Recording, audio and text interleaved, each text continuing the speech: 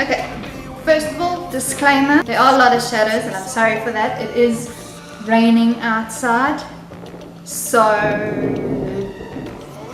whatever. Be a flamingo in a flock of pigeons. And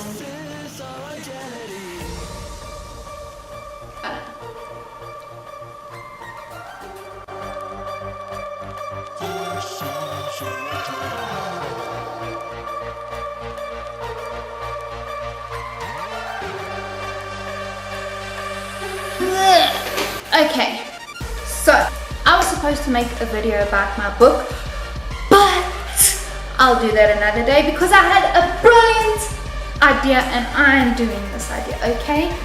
In my story, I have characters from all over the world. They speak different languages, they have different cultures. I have characters from all over. That being said, I don't know the common phrases and the common words and, you know, the slang words that each and every country or each and every language has.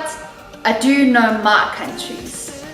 My character and her family is from South Africa. And in South Africa we have 11 official languages. I know that's a lot.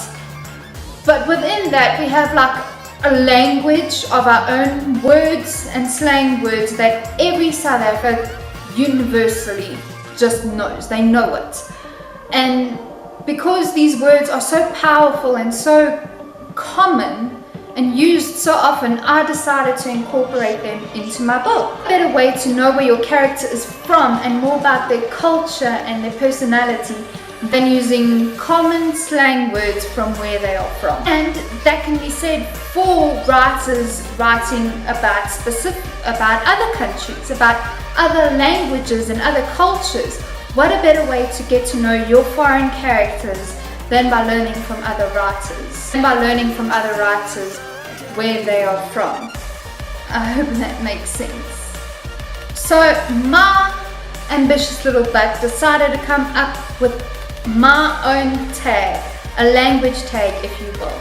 And if you are bilingual, multilingual, if you made up your own language for your book, please feel free to do this tag. Without further ado, let me introduce the language tag. The challenge is to name 8 words, slang, common, phrases, it doesn't matter. 8 words unique to where you are from your home, from your country, from your region, from wherever you are from. Undoubtedly you have unique words that only you and the people around you use. So you have to give the word, the definition, and why you decided to use them.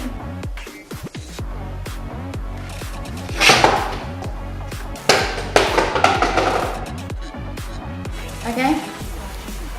My first word is gatful.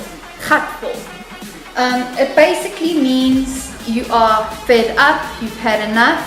And the reason I used it is going to be the reason I use most of these words. It's like there sounds nothing like it. It gets straight to the point. It sounds exactly how you feel.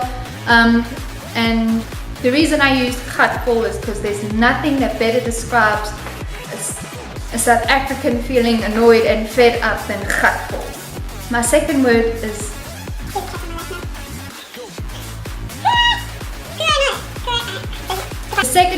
aish.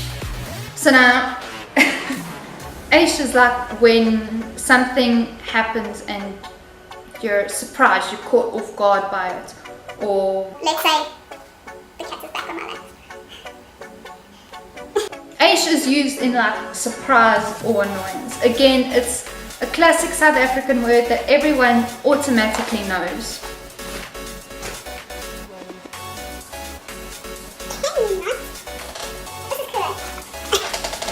Aish is normally used in surprise or annoyance. Again, it's one of those words that every South African just knows and most likely has used within their lifetime. So that is why I decided to include it. Braai. Now, a braai is basically what Americans call a barbecue.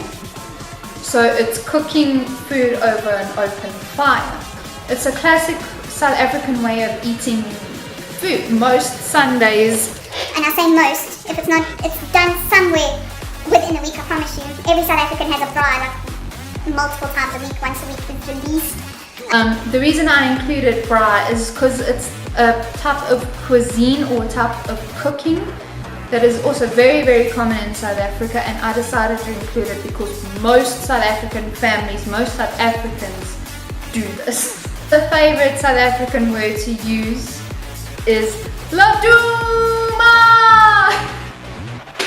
and that is normally used for when someone scores a goal. Very popular sport. It's especially used during soccer games, football in Europe. It's called football in Europe. We call it soccer. And that word is used for when there was a goal made. And the reason I included it is it was something that you hear on the TV, it's something that you hear in the areas where the kids are busy playing soccer. It's probably one of my favorite words just because it sounds like fun. And the reason I decided to include it, I didn't include it in my story as a term of goal, I included it for a form of achievement, if that makes sense. This word is a word that I don't typically use a lot, but I know a lot of people do. It's bliksem. Bliksem means to hit or to like beat down. And the reason I included it is just it sounds so vicious. And that is the reason that I included it. So even if you don't know the definition, you read it and the sentences is like, I'm gonna bliksem you.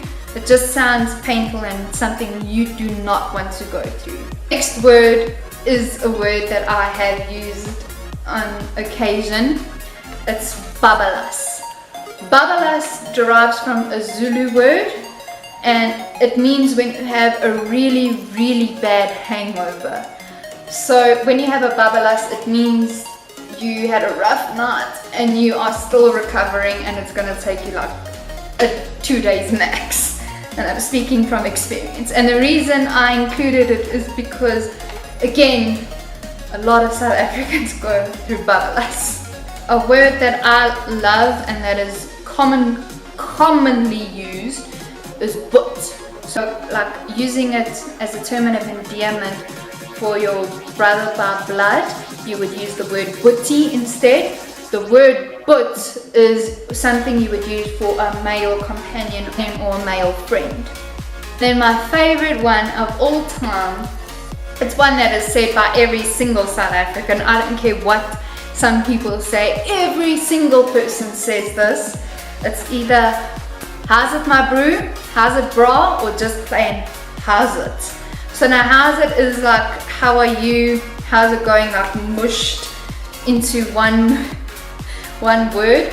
So normally if you ever greet someone, it'll be like how's it, how are you.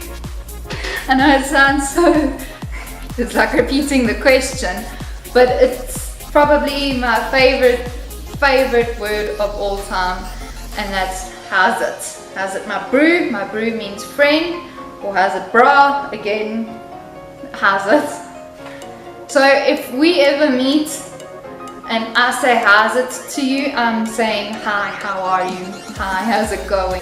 I included that it's very common in South African dialogue, and I wanted to incorporate that. My main character, she'll say it to other people, and I know this one scene, she says it to someone and this person is like, I'm sorry, what? And I think that's the main reason I included South African words into my story, so I could educate other people about my country that I love to bits and pieces. So that is it for my language tag. Feel free to tag yourself if you're not tagged. Whoever you want. Tag yourself, tag your friend, tag your sister, tag whoever is a writer. I will leave my tags down below. I'll pop their names on the screen here. Slang words in South Africa, like a common way to say bye would be cheers. But for the purpose of this video, I think that is the appropriate way to end this video. Cheers. Bye.